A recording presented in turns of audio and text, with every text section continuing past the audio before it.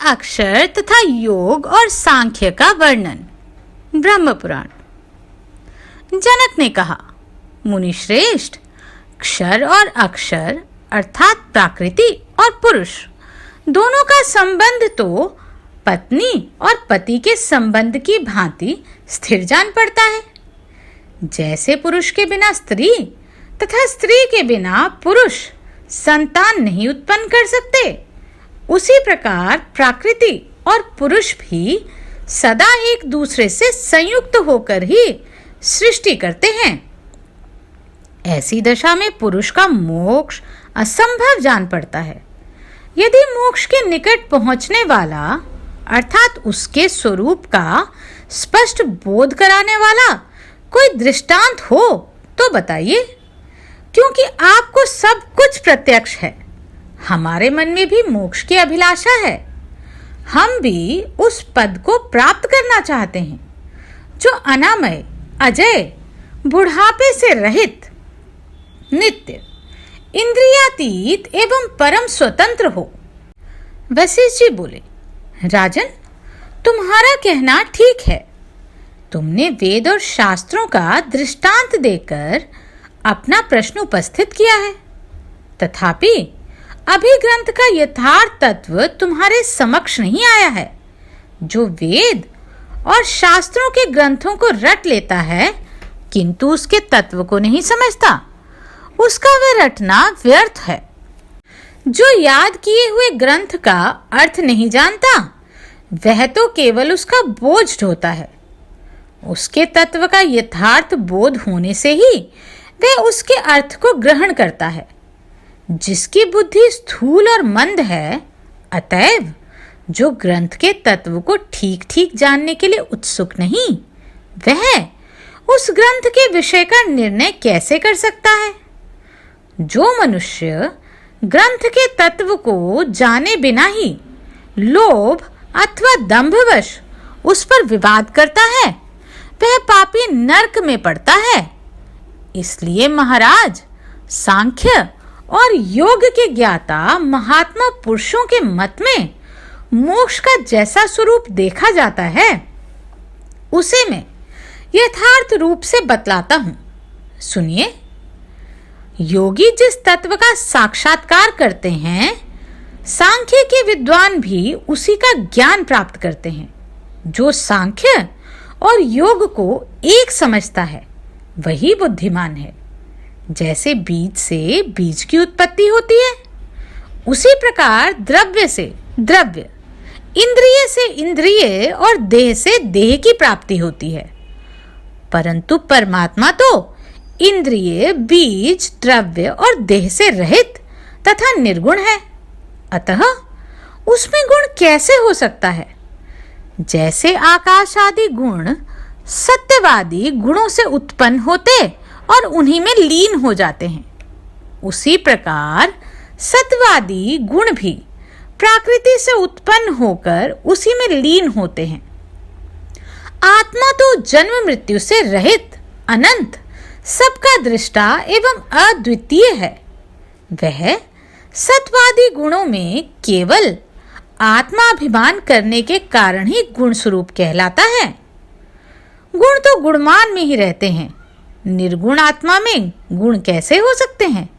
अतः गुणों के स्वरूप को जानने वाले विद्वान पुरुष ऐसा मानते हैं कि जब जीवात्मा इन प्राकृत गुणों में अपनेपन का अभिमान करता है, उस समय वह गुणवान सा ही होकर भिन्न भिन्न गुणों को देखता है। किंतु जब उस अभिमान को छोड़ देता है, उस समय देहादि में आत्मबुद्धि का परित्याग करके वह अपने विशुद्ध परमात्मा स्वरूप का साक्षात्कार करता है। उस परमात्मा को बुद्धि आदि से परे सांख्य योग स्वरूप बताया गया है। वह सत्वादी गुणों से रहित अव्यक्त ईश्वर अर्थात नियामक, निर्गुण, नित्य तथा प्रकृति और उसके गुणों का अधिष्ठाता 25वां तत्व है।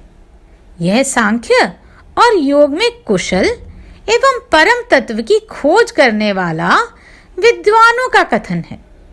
इस प्रकार परस्पर संबंध रखने वाला क्षर, अक्षर, प्रकृति, पुरुष का स्वरूप बताया गया है। सदा एक रूप में रहने वाला परमात्मा अक्षर है और नाना रूपों में प्रतीत होने वाला प्राकृत जगत क्षर कहलाता है। सारांश यह है कि एकत्व ही अक्षर है और नानात्व को ही क्षर कहते हैं। जब जीवात्मा 25वें तत्व परमात्मा में स्थित हो जाता है, उस समय उसकी सम्यक स्थिति बताई जाती है। एकत्व और नानात्व दोनों रूपों में उस परमात्मा का ही दर्शन होता है। तत्ववेता पुरुष एकत्व और नानात्व दोनों के पार्थक्य को भली भांति जानता है।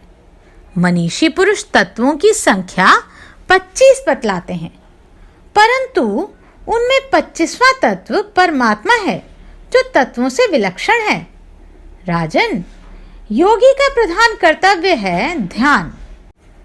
ध्यान ही योगियों का सबसे बड़ा बल है।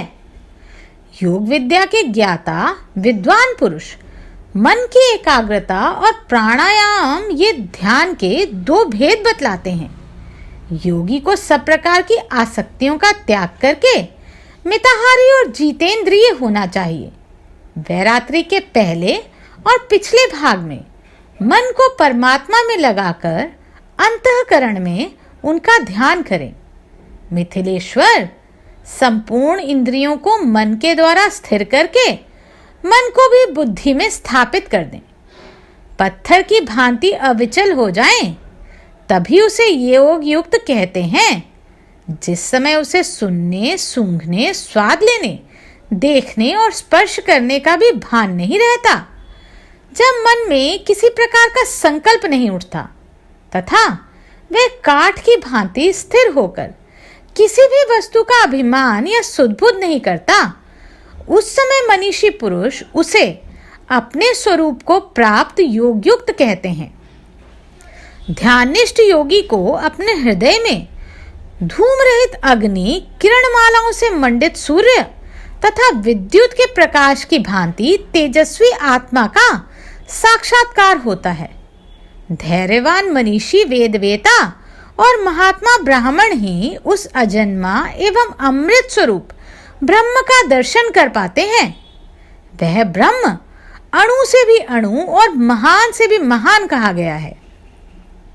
सर्वत्र संपूर्ण भूतों में स्थित होते हुए भी वह किसी को दिखाई नहीं देता। वेदों के पारगामी तत्वज्ञ विद्वानों ने उसे तम से दूर, अज्ञानांधकार से परे बताया है। वह निर्मल एवं लिंग रहित है। यही योगियों का योग है। इसके सिवा योग का और क्या लक्षण हो सकता है? इस प्रकार साधना करने वाला योगी सबके दृष्टा अजर अमर परमात्मा का दर्शन करता है। यहाँ तक मैंने तुम्हें योग दर्शन का यथार्थ स्वरूप बतलाया। अब सांख्य का वर्णन करता हूं। यह विचार प्रधान दर्शन है राजन। प्राकृतिवादी विद्वान मूल प्रकृति को अव्यक्त कहते हैं। उससे दूसरा तत्व प्रकट हुआ जो महत्व कहलाया। महत्त्व से अहंकार नामक तीसरे तत्व की उत्पत्ति सुनी गई है। सांख्य दर्शन के ज्ञाता विद्वान अहंकार से सूक्ष्म भूतों का, पंच तन्मात्राओं का प्रादुर्भाव बतलाते हैं। इन 8 को प्रकृति कहते हैं। इनसे 16 तत्वों की उत्पत्ति होती है जो विकृति कहलाते हैं। 5 ज्ञानेंद्रियों, 5 कर्मेंद्रियों, 11वां मन तथा 5 स्थूल भूत, ये ही 16 विकार हैं। ये प्रकृति और विकृति मिलकर 24 तत्व होते हैं। सांख्य दर्शन में तत्वों की इतनी ही संख्या मानी गई है। सांख्य मार्ग पर स्थित और सांख्य विधि के ज्ञाता मनीषी पुरुष ऐसा ही कहते हैं। जो तत्व जिससे उत्पन्न होता है उसका उसी में लय भी होता है। प्रकृति परमात्मा के सन्निधान से अनुलोम क्रम के अनुसार तत्वों की रचना करती है। अर्थात प्रकृति से महत्त्व, महत्त्व से अहंकार, तथा अहंकार से सूक्ष्म भूत आदि के क्रम से सृष्टि होती है, किंतु उसका संहार विलोम क्रम से होता है, अर्थात पृथ्वी का जल में, जल का तेज में और तेज का वायु में लय होता है। इसी प्रकार सभी तत्व अपने अपने कारण में लीन होते हैं। जैसे समुद्र से उठी हुई लहरें फिर उसी में शांत हो जाती हैं, उसी प्रकार संपूर्ण तत्व अनुलोम क्रम से उत्पन्न होकर विलोम क्रम से लीन होते हैं। नृपश्रेष्ठ, इस प्रकार प्रकृति से ही जगत की उत्पत्ति और उसी में उसका लय होता है। प्रलय काल में तो वह एक रूप में रहती और सृष्टि के समय नाना रूप धारण करती है। ज्ञान निपुण पुरुषों को इसी प्रकार प्रकृति के एकत्व और नानात्व का ज्ञान प्राप्त करना चाहिए।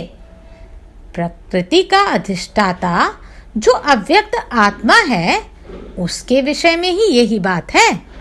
वह भी प्रकृति से संबंध रखने पर एकत्व और नानत्व को प्राप्त होता है। प्रलय काल में तो वह भी एक ही रूप में रहता है, किंतु सृष्टि के समय प्रकृति को प्रेरित करने के कारण उसकी ही अनेकता से वह स्वयं भी अनेक सा प्रतीत होता है। परमात्मा ही प्रकृति को प्रसव के लिए उन्मुख करके उसे अनेक रूपों में परिणित करता है। प्रकृति और उसके विकारों को क्षेत्र कहते हैं। 24 तत्वों से भिन्न जो 25वां तत्व महान आत्मा है, वही उस क्षेत्र में अधिष्ठाता रूप से निवास करता है। वह क्षेत्र को जानता है, इसलिए क्षेत्रज्ञ कहलाता है। क्षेत्रज्ञ प्रकृति जनित पुर अर्थात शरीर में शयन करता है, इसलिए उसे पुरुष कहते हैं। वास्तव में क्षेत्र अन्य वस्तु है और क्षेत्रज्ञ अन्य। क्षेत्र अव्यक्त प्रकृति है और क्षेत्रज्ञ उसका ज्ञाता 25वां तत्व परमात्मा है। जब पुरुष अपने को प्रकृति से भिन्न जान लेता है, उस समय वह अद्वितीय परमात्मा रूप से स्थित होता है। इस प्रकार मैंने तुम्हें सम्यक दर्शन अर्थात सांख्य का यथार्थ वर्णन किया। जो इसे इस प्रकार जानते हैं, वे सम स्वरूप ब्रह्म को प्राप्त होते हैं। महाराज, इस प्रकार मैंने तुमसे शुद्ध सनातन आदि ब्रह्म के यथार्थ तत्व का वर्णन किया है। तुम मात्सर्य का त्याग करके अपनी बुद्धि से इस तत्व को ग्रहण करो। असत्यवादी, शठ, नपुंसक, कुटिल बुद्धि वाले, अपने को पंडित मानने वाले तथा दूसरों को कष्ट पहुंचाने वाले मनुष्य को इसका उपदेश नहीं देना चाहिए। शिष्य को बोध कराने के लिए ही इस तत्व का उपदेश करना उचित है। जो श्रद्धालु, गुणवान, पराई निंदा से दूर रहने वाले, विशुद्ध योगी, विद्वान, वेदोक्त कर्म करने वाले, क्षमाशील तथा सबके हितैषी हों, वे ही इस ज्ञान के अधिकारी हैं। जितेंद्रिय तथा संयमी पुरुष को इसका उपदेश अवश्य देना चाहिए।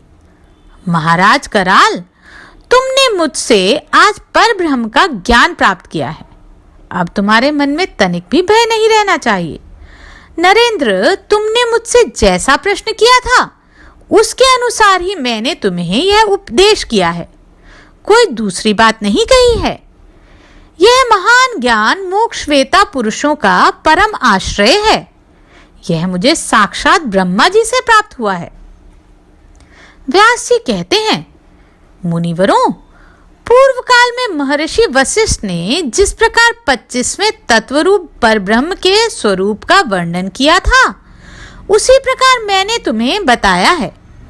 यही वह ब्रह्म है जिसे जान लेने पर मनुष्य फिर इस संसार में नहीं आता। यह ज्ञान हिरण्यगर्भ ब्रह्मा जी से महर्षि वशिष्ठ को प्राप्त हुआ। वशिष्ठ जी से देवर्षि नारद को मिला और देवर्षि नारद से मुझे प्राप्त हुआ। वही ये सनातन ज्ञान मैंने तुम सब लोगों को बताया। यह परम पद है। इसका श्रवण करके अब तुम्हें शोक नहीं करना चाहिए। जिसने क्षर और अक्षर के भेद को जान लिया, उसे किसी प्रकार का भय नहीं है। जो उन्हें ठीक ठीक नहीं जानता उसी को भय है। मूर्ख मनुष्य इस तत्व को जानने के कारण बार बार उपद्रवग्रस्त हो मरता और मरने के बाद पुनः हजारों बार जन्म मृत्यु के कष्ट भोगता है। वह देव मनुष्य और पशु पक्षी आदि की योनियों में भटकता रहता है। अज्ञान रूपी समुद्र अव्यक्त अगाध और भयंकर है। इसमें प्रतिदिन कितने ही प्राणी डूबते चले जा रहे हैं। तुम लोग यह उपदेश सुनकर इस अगाध भवसागर से पार हो गए हो। अब तुम्हें रजोगुण और तमोगुण का भाव नहीं रह गया। तुम्हारी शुद्ध सत्व में स्थिति हो गई है। मुनिवरों, इस प्रकार मैंने सार से भी सारभूत परम तत्व का वर्णन किया। यह परम मोक्ष रूप है। इसे जान लेने पर मनुष्य फिर इस संसार में लौट कर नहीं आता। जो नास्तिक हो, जिसके हृदय में गुरु और भगवान के प्रति भक्ति ना हो, जिसकी बुद्धि खोटी और हृदय श्रद्धा से विमुख हो, ऐसे मनुष्य को कभी इसका उपदेश नहीं करना चाहिए।